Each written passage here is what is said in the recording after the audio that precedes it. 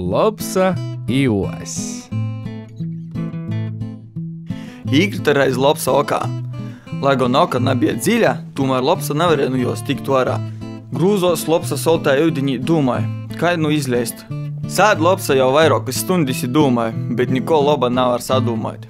Īt pa ceļu oss, ar garu borstu lielim leikim rogim, nu tāds sprūgots. Dagoja pie okas, pazavēra, īraudzēja tur lopsu. Nūsabrīnojas vaicāja, ko tu mēlēs kūmeņu tur dara? Niko, atbild lopsa. Pyltu no jūs sev. Kad tu zinotu munu oziet, kai te ir labi pateikami, kaids mēļš vāsums, kaids gorci solts jūdiņs. Varbūt tev augšā tur ļoti korsts? Atteic oss, napanasams korstums, i dzert toža man gribīs. Tad ļāč šur da manim, te mums diviem vītas būs dīzgon. Oss ilgi nadūmodams meta kjuļiņu okā, bet gudro lopsa ļāca ožam iz muguras, tod iz rogim i nokus bija orā. Glupais oss tī nanūsproga okā no boda. Par laimi saimnieks jū atroda. Aiz rogiem aizņas viervi, izvilka jū orā.